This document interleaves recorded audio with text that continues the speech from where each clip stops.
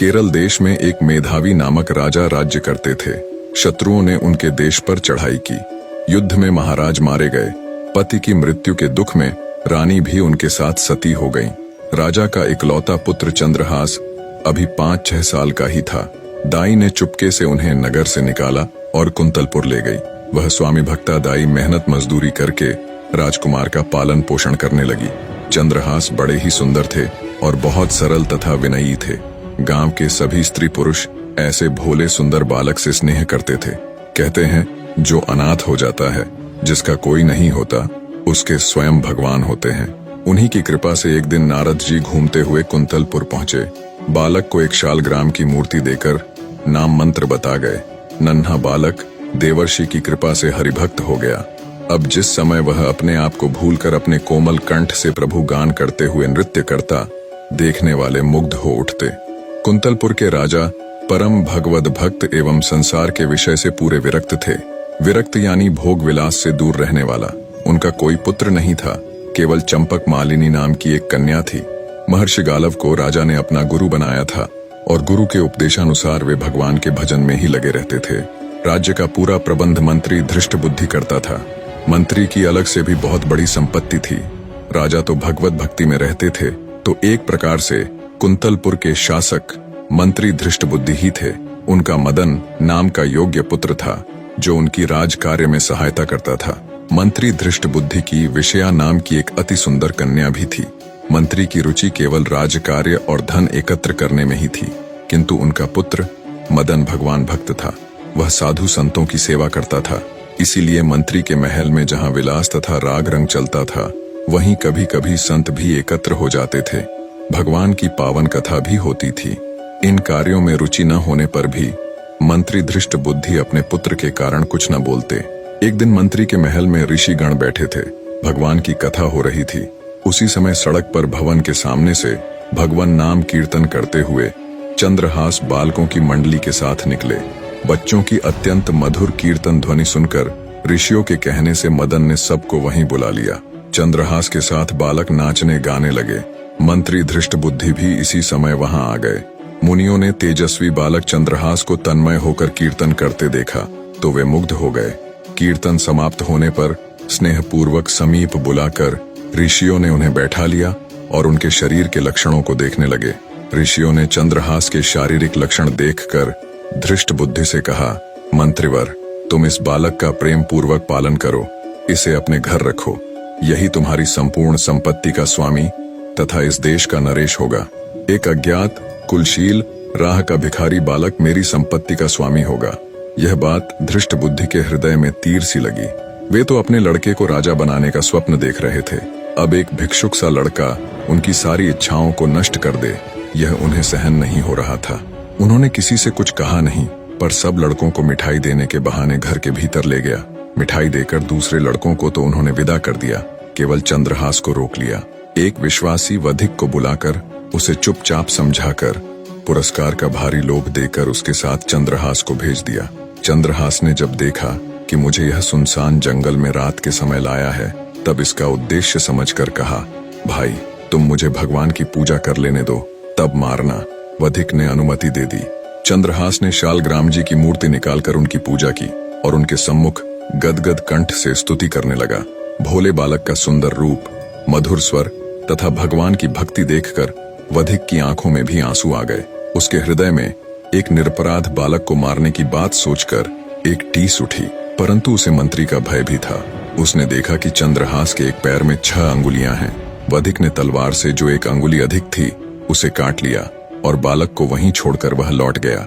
वधिक ने महल जाकर जब धृष्ट बुद्धि को वह अंगुली दिखाई तो वह अंगुली देखकर बहुत प्रसन्न हुए।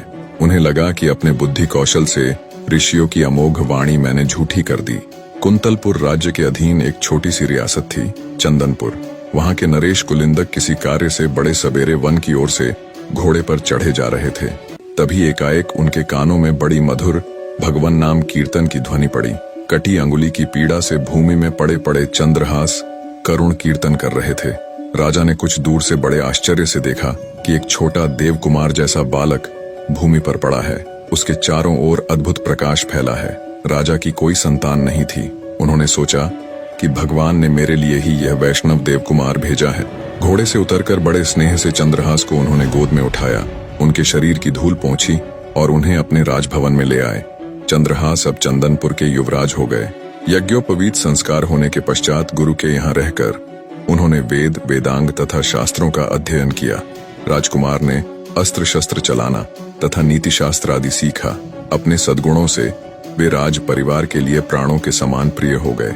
समय बीतने के साथ राजकुमार चंद्रहास अब एक हट्टा कट्टा सुंदर नौजवान बन चुका था। राजा कुलिंदक ने अब उन्हीं पर राज्य का भार छोड़ दिया।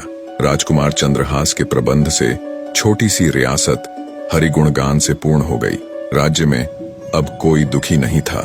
चंदनपुर रियासत की ओर से कुंतलपुर को 10,000 स्वर्ण मुद्राएं कर यानी टैक्स के रूप में प्रतिवर्ष दी जाती थीं। अब की बार चंद्रहास ने उन मुद्राओं के साथ और भी बहुत से धन रत्नादि उपहार भी भेजे। धृष्टबुद्धि ने जब चंदनपुर राज्य के ऐश्वर्य एवं वहां के युवराज के सुप्रबंध की बहुत प्रशंसा सुनी, तब वो स्वयं वहां की व्यवस्था देखने चंदनपुर गए। राजा कुलिंदक तथा राजकुमार ने उनका खुले हृदय से स्वागत किया। यहाँ आकर जब धृष्टबुद्धि ने चंद्रहास को देखा तो वो उसके तेज से ही पहचान गया कि ये तो वही बालक है, ये बच कैसे गया। उनका हृदय व्याकुल हो गया। एक बार फिर मंत्री धृष्टबुद्धि ने राजकुमार को मारने का षड्यंत्र रचा और एक पत्र देकर कहा, युवराज, बहुत ही आवश्यक काम है और दूसरे किसी पर मेरा विश्वास नहीं।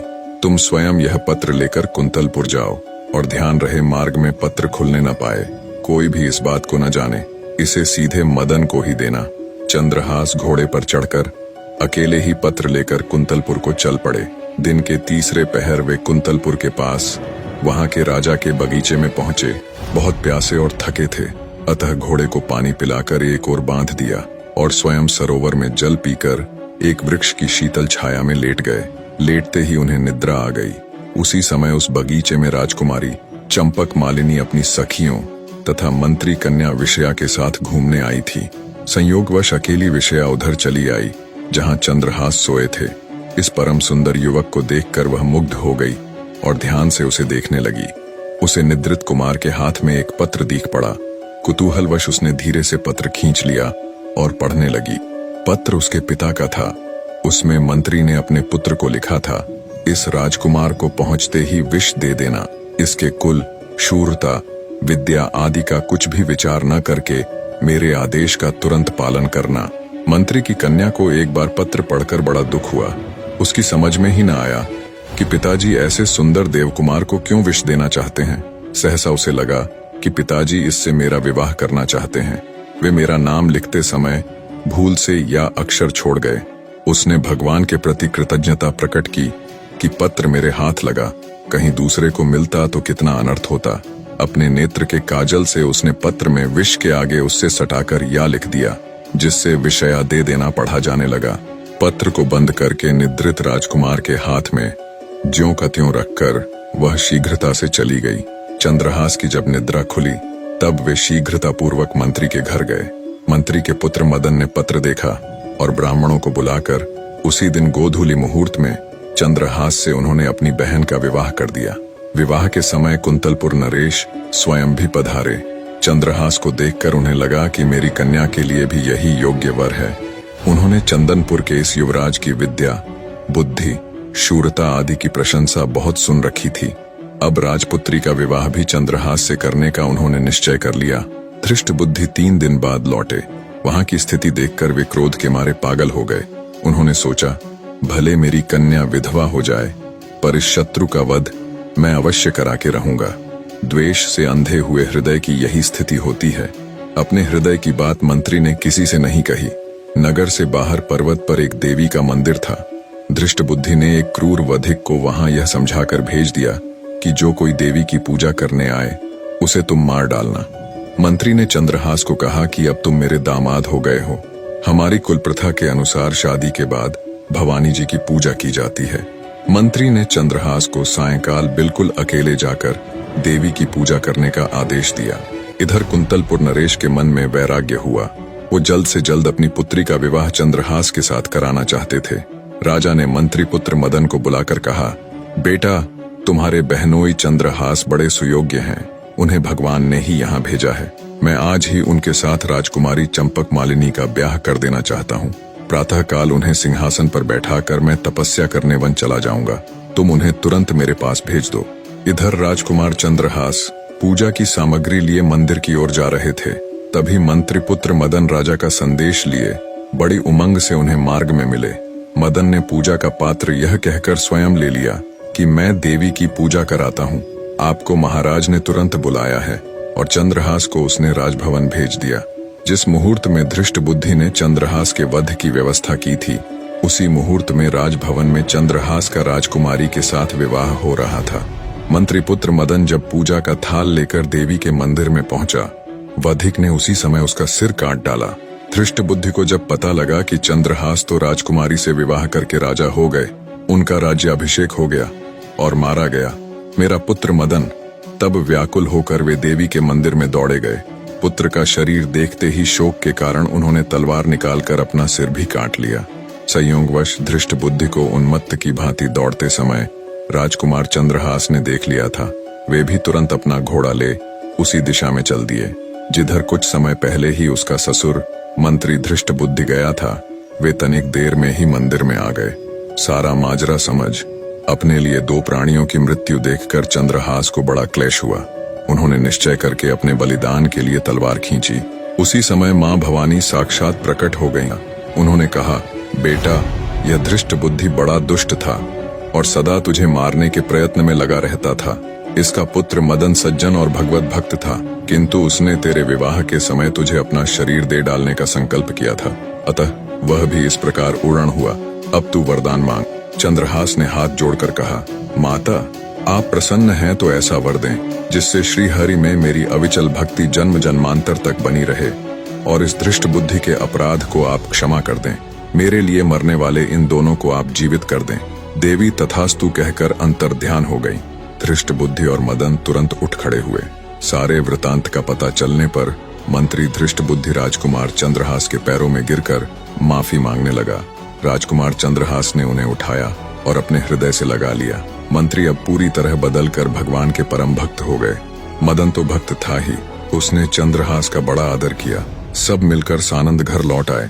निष्कर्ष, माफी, दया और भक्ति जीवन के असली मूल्य हैं, जो इंसान को उसकी आंतरिक शक्तियों से जोड़ते हैं और उसे उन्नति की ओर ले जाते हैं। वीडियो पसंद आई हो तो लाइक जरूर करना। आप भी अगर मेरी तरह वीडियो बनाना सीखना चाहते हैं, ट्रू वर्ड्स चैनल को ज्वाइन करके ट्रू वर्ड्स परिवार का हिस्सा बने। धन्यवाद।